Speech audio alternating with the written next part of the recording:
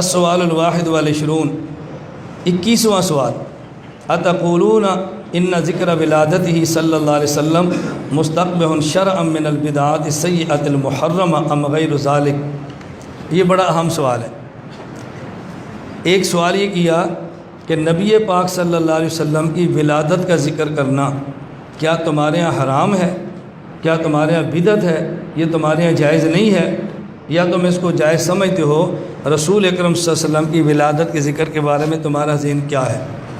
حضرت فرماتے ہیں حاشا ان یقول احد من المسلمین فضلا ان نقول، حاشا وکلا، عام بندہ بھی یہ کہہ نہیں سکتا کہ حضور صلی اللہ علیہ وسلم کی ولادت کا ذکر کرنا جائز نہیں، جائے کہ ہم کہیں کہ نبی کی ولادت کا ذکر کرنا جائز نہیں۔ آپ کیسی بات کرتے ہو؟ ہمارے ہاں ذکر و غبار نالہ، رسول اللہ علیہ وسلم کا مبارک نالین، آپ کا مبارک جوتا، اس پر جو غبار لگا ہے اس کا ذکر کرنا، و بول حمارہ، اور نبی پاک صلی اللہ علیہ وسلم کے مبارک سواری کا جو بول ہے اس کا ذکر کرنا۔ آپ کیسی بات کرتے ہیں؟ ہم اس کو بدعت نہیں سمجھتے، ہم اس کو گناہ نہیں سمجھتے، آپ کیا سمجھتے ہیں؟ ہم حضور کی ولادت کے ذکر کو گناہ سمجھ لیں گے؟ فالاحوال التی لہا ادنا تعلق برسول اللہ صلی اللہ علیہ وسلم، ہر وہ چیز جس کا معمولی سا تعلق پیغمبر کی ذات کے ساتھ ہو، ذکرها من احب المندوبات وآل المستحبات عندنا، ہمارے اس کا ذکر کرنا مستحب ترین عبادت ہے، سواء کان ذکر ولادت شریفہ، خواہ اللہ کے نبی کی ولادت کا ذکر ہو اور خواہ ذکر بولہ و برازہ و قیامہ و قعودہ و نومہ و نبھتہ۔ کیسی بات کرتے ہو؟ اللہ کے نبی کا بول، بزار، کھانا پینا، اٹھنا سونا، ان تمام کا ذکر کرنا ہم عبادت سمجھتے ہیں۔ تو جو نبی پاک صلی اللہ علیہ وسلم کے بول کا ذکر عبادت سمجھتا ہو، وہ نبی کی ولادت کا ذکر کرنا عبادت کیوں نہیں سمجھتا؟ آگے فرمایا کہ حضرت محدث احمد علی سہارنپوری رحمۃ اللہ علیہ، یہ صحیح بخاری پر حاشیہ جو ہمارے پاس ہے نا، حضرت سہارنپوری کا، محدث سہارنپوری کا، حضرت فرمانے لگے کہ حضرت شیخ اسحاق دہلوی رحمۃ اللہ علیہ کے شاگرد ہیں، ان سے پوچھا گیا نبی پاک صلی اللہ علیہ وسلم کا جس مجلس میں ذکر ولادت کیا جائے اس مجلس میلاد کا آپ کا حکم کیا ہے؟ جائز ہے یا جائز نہیں ہے؟ وَبِأَيِّ طریقٍ یجوز وَبِأَيِّ طریقٍ لا یجوز، کس طریقے سے جائز اور کس طریقے سے ناجائز ہے؟ حضرت نے جواز کے لیے 8 شرطیں بیان فرمائیں۔ کتنی شرطیں؟ حضرت فرماتے ہیں کہ ہمارے ہاں رسول اکرم صلی اللہ علیہ وسلم کی ولادت مبارک کا ذکر کرنا جائز ہے، تو اس کی 8 شرطیں ہیں، آپ دیکھیں کتاب میں۔ نمبر 1، بروایات صحیحۃ فی اوقات خالیۃ عن وظائف العبادات، تو 8 بھی نہیں بلکہ 10 بنتی ہیں، 10 شرائط بیان فرمائے۔ نمبر 1، بروایات صحیحۃ، نبی پاک صلی اللہ علیہ وسلم کا ذکر کریں اور ایسی روایات بیان کریں جو صحیح ہوں، ایسی روایات بیان نہ کریں جو موضوع اور من گھڑت ہوں۔ نمبر 2، فی اوقات خالیۃ عن وظائف العبادات الواجبات، ایسے وقت میں بیان کریں جو فرض یا واجب نماز کا وقت نہ ہو، ادھر ظہر کی جماعت کھڑی ہو جائے آپ ادھر میلاد شروع کر دیں، ادھر فجر کی نماز شروع ہو جائے آپ میلاد ایسا نہ کریں۔ نمبر 3، وبکیفیات لم تکن مخالفۃ عن طریقۃ الصحابہ و اہل القرون الثلاثہ المشہود لہا بالخیر۔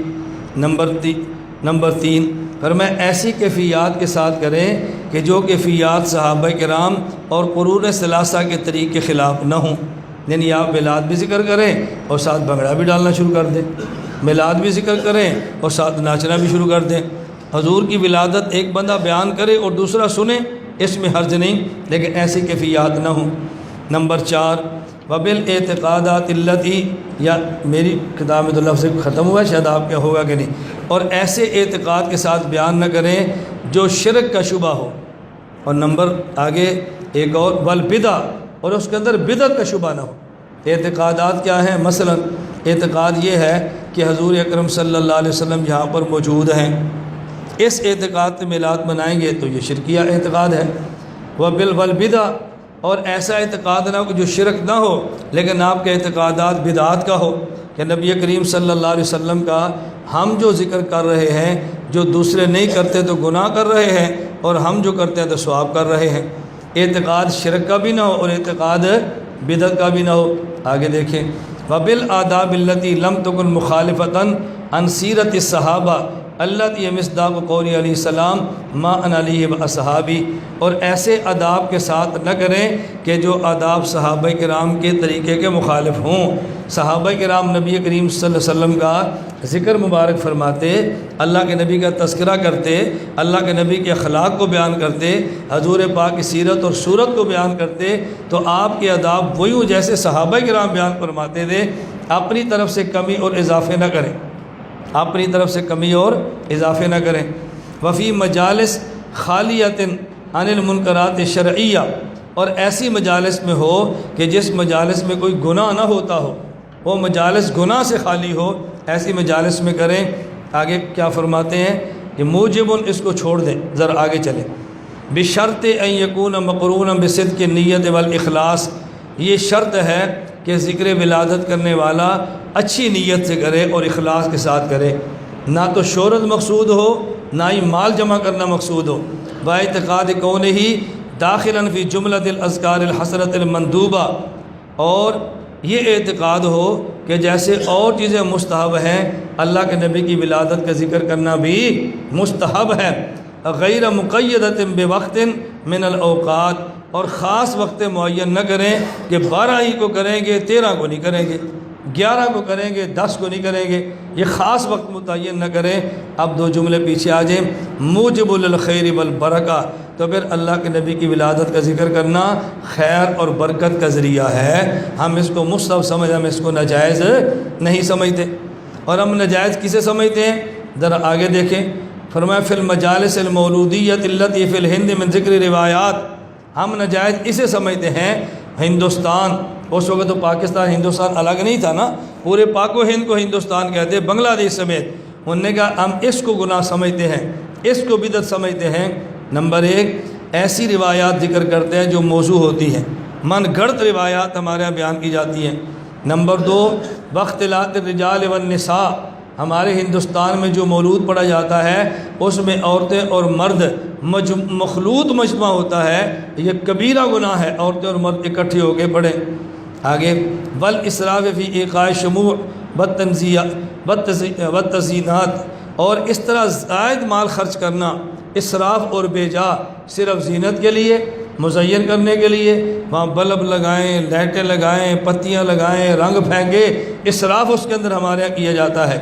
باعتقاد کونہ واجباً بالطعن والسب والتکفیر علی ما لم یحضر معهم فی مجلسہم، فرمایا اور جو ان کی مجلس میں شریک نہ ہو اس پر طعنے بھی ہوتے ہیں، اس کو گالیاں بھی دیتے ہیں، اس پر کفر کے فتوے بھی دیتے ہیں۔ ہم جس میلاد کا مخالفت کرتے ہیں وہ یہ ہے، روایات موضوع بیان کی جاتی ہیں، اسراف وہاں پہ ہوتا ہے، عورت مرد اکٹھے ہوتے ہیں، مجالس میں منکرات ہوتے ہیں، وقت کا تعین ہوتا ہے، اور شریک نہ ہونے والے کو کافر اور گناہ گار سمجھا جاتا ہے، ہم اس کی مخالفت کرتے ہیں۔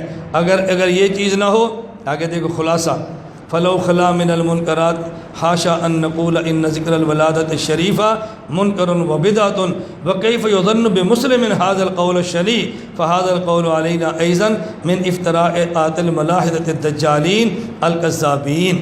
فرمایا ہمارے اوپر یہ دجال اور کذاب لوگوں کا افطرا ہے، اگر ان منکرات سے خالی ہو تو اللہ کے نبی کا ذکر کرنا یہ مستحب ہے، ہم اس کو بدعت نہیں کہتے۔ خلاصہ سمجھ گئے؟ دیکھیں جیسے ہمارے ہاں جب جلسہ ہوتا ہے تو سیرت کے جلسے میں حضور پاک صلی اللہ علیہ وسلم کی ولادت کا ذکر ہوتا ہے یا نہیں؟ ہم اس کو جائز سمجھتے ہیں۔ اللہ کے نبی کا لباس کا ذکر کریں، آپ کے ازواج کا ذکر کریں، آپ کی اولاد کا ذکر کریں، آپ کے شہر کا ذکر کریں، آپ کے قیام و قعود کا ذکر کریں، آپ کی عبادات عادات کا ذکر کریں، آپ کے اخلاق کا ذکر کریں، حتیٰ کہ آپ کے بول و براز کا ذکر کریں، یہ ہمارے ہاں عبادات ہے، بس منکرات اور خرافات شامل نہیں ہونی چاہیے۔ لا الہ الا اللہ، لا الہ الا اللہ، لا الہ الا اللہ، ما لنا رب سوا۔ لا الہ الا اللہ، لا الہ